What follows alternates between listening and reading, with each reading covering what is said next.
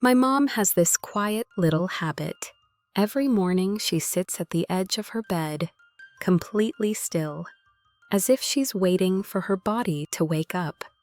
Separately from her mind, she gently rubs her lower back. Head-bowed breath, long and slow, and then she whispers, "It hurts again this morning, but here's the strange part. She sleeps through the night. In bed by 9 p.m., like clockwork, no tossing, no waking, no complaints about cold feet or aching shoulders. And yet, every single morning, that same dull ache, right in her lower back, like something had been pressing there all night, bending her little by little, pulling her spine out of place without her even knowing. One morning, I stood by her door and just watched. She looked peaceful, but something didn't feel right. Then I saw it. Her mattress thick, soft, deeply cushioned. When she sat, her hips sank low into the foam. It looked cozy, comfortable, but when she lay down, her spine didn't rest straight. It dipped, sagged, like a hammock made of clouds. And that's when it hit me. What if the softness we thought was comforting was actually hurting her? What if that cloud-like mattress we all praised was the very reason her mornings always began? In pain. My mom's mattress used to feel like the perfect gift. Thick, soft, luxurious. Everyone who saw it would smile and say, "That looks like sleeping on a cloud." And my mom loved it. "This is so soft it won't hurt my back," she said once, beaming. At first, it did seem perfect. She fell asleep faster, didn't toss, didn't turn. For a while it looked like the mattress was helping her finally rest. But slowly, something changed. She began waking up with a quiet ache in her lower back. Nothing sharp, just a stiffness that made her slower to rise. She said it felt like her spine had been pressed into the bed. That ache stayed longer each morning, until one day she sat on the edge of the bed and said softly, "I feel sore every day now. And I didn't even do anything yesterday. We thought it was just age. That's what people say, isn't it? That discomfort is just part of getting older." But then I came across a note from a geriatric spine specialist in Boston, and it made me stop. When the lower back isn't properly supported during sleep, the muscles around the spine are forced to stay engaged for 6 to 8 hours. Over time, this leads to chronic tension, spinal misalignment, and long-term pain. I read that line again, and I saw it. My mom lying there each night, her hips and lower back sinking deep into the foam, as if the mattress was swallowing her. Her spine, instead of resting like a soft arc over calm water, was bending, sagging like an untuned violin string. And that's when I understood. It wasn't just aging. It wasn't just the way things are. It was the mattress, too soft, too deep, too forgiving. Her body was doing all the work the bed should have been doing, all night long. The comfort she trusted so deeply was slowly undoing her sleep, undoing her mornings, undoing her strength. Because even the coziest mattress, if it doesn't support the spine, can turn rest into quiet strain. And the worst part, it happens silently, without warning, without noise. Just a little more ache, a little more fatigue, until one day getting out of bed feels harder than it should. Some changes in the body don't happen overnight. They arrive quietly, like tiny waves brushing the shore, soft enough to go unnoticed, but persistent enough to wear you down little by little. That's how it was with my mom.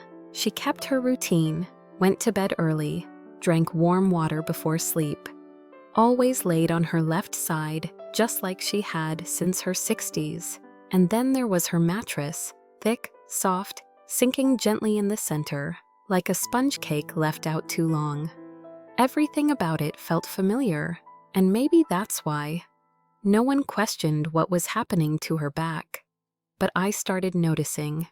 Each night when she laid down, her hips would dip lower than her shoulders.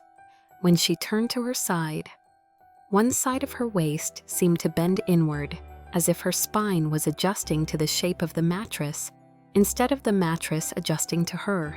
She seemed to sleep fine, but I noticed her hand. It would always slip beneath her back, almost instinctively, like her body was trying to hold itself up, even in sleep. One night I asked gently, "Mom, what if we try a firmer foam layer on top of the mattress? Just to support your back a little better." She smiled, waved it off. "I'm used to this one, sweetheart. It's soft. I don't feel the pressure. Back in the day, I slept on hard wood. This is much better." I didn't argue because I understood. Sometimes, older folks aren't afraid of pain. They're afraid of letting go of what's familiar, of having to change what they've already accepted. So I chose a quieter path. No replacements, no big speeches.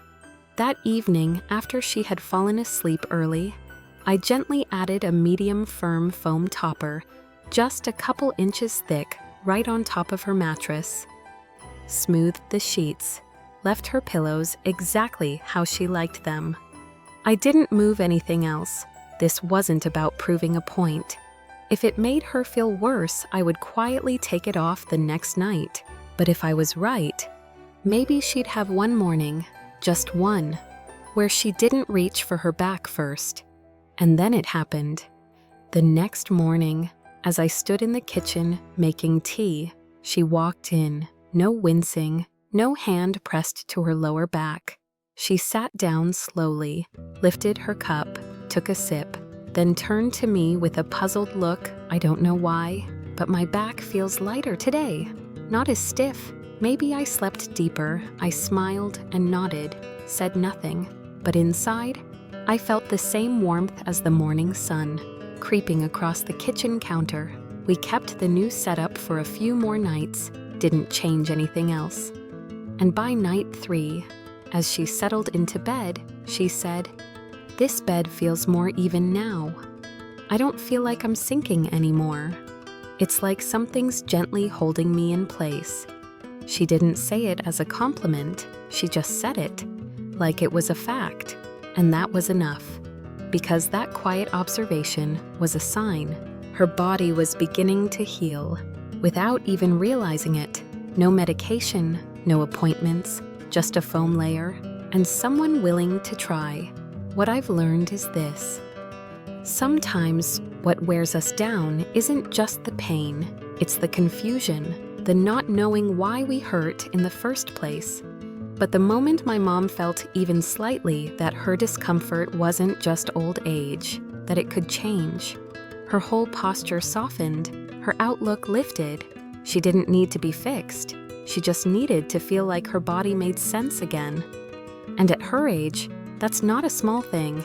It's everything. There was a time my mom believed that waking up with back pain was just part of aging.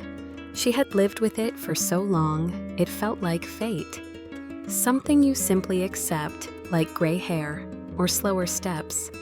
But then, after one small change, just a firm foam layer on top of her old mattress, the pain began to fade.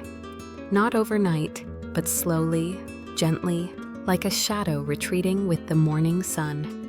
I began to read more, and I found something that surprised me. Soft doesn't always mean supportive, especially not for an older spine. The key to better sleep in our later years. It isn't a plush surface, it's alignment, support, balance. Our spines have a natural curve. A mattress that's too soft lets the lower back sink. That forces your muscles to stay tensed, working all night, just to keep your body aligned. And that tension, it's what wakes you up sore. It's what keeps you stiff. So, what's the fix? In the good news, you probably don't need a new bed. Just a few small changes. Here's the simple 3-part formula we used for my mom, and you can try it too. 1. A medium firm foam layer. Not too hard, not too soft, just firm enough to support your spine and keep it in a healthy, neutral position. This lets your hips, shoulders, and lower back rest evenly instead of sagging out of alignment. If you already like your mattress, there's no need to replace it. Just place a medium firm foam topper 2 to 3 inches thick right on top. It's affordable, easy to roll out, and in many cases, you'll feel the difference on the very first night. Bump 2. A lower pillow for the head. Many of us sleep with pillows that are too tall. It pushes the head forward, which bends the neck and throws the whole spine off balance. Try a lower, softer pillow, or one that gently supports the curve of your neck, especially if you sleep on your back. You don't need height, you need alignment. 3. A light knee pillow. If you sleep on your back, a small pillow under your knees can work wonders. It eases tension in the lower spine, helps the back relax, and lets your body settle into its natural curve. Don't go overboard. A pillow just 2 to 4 inches thick is enough. Simple, but powerful. When we put all 3 pieces in place for my mom, I didn't need to ask how she slept. I saw it in the way she stood taller in the morning, in how she reached for her tea without bracing her back first, and in the quiet calm of her voice. I also found something from a physical therapist we trust. The right mattress setup not only helps seniors sleep better, but it prevents the spine from staying in constant tension overnight. Our studies show this setup can reduce lower back pain by up to 70% in people over 65. Dr. Samuel Reeve, Geriatric Movement Center, Illinois. That line stayed with me because I realized sleeping well isn't a luxury. It's not about gadgets or new beds or medications. It's about letting your body rest in the position it was designed to recover in. So if you live with aging parents, or if you yourself wake up stiff and sore, don't blame your body too quickly. Start with where it sleeps. Rethink the surface. Look at your pillow. Try one small change, because sometimes, before the pain gets loud enough to speak, your body is already whispering, "I just need a little support." And when you give it that, even a long night can turn into real rest. Some mornings don't need an alarm. My mom just gets up. No groaning, no long pause at the edge of the bed, no hand holding her lower back like it might break if she moved too fast. She simply places her palms behind her, presses gently, and rises. No "oh dear," no sigh, no frown pulling at her face. Just one steady breath and a body that no longer braces for pain. I watch her, quietly, and I notice she doesn't rub her lower back anymore. Doesn't lean against the counter waiting for her spine to catch up. She stretches her arms wide, opens her chest, like someone stepping into the light after a long, heavy night. She doesn't even realize what's changed, because when pain fades quietly, there's no celebration, no confetti, just the return of something that should have never been taken.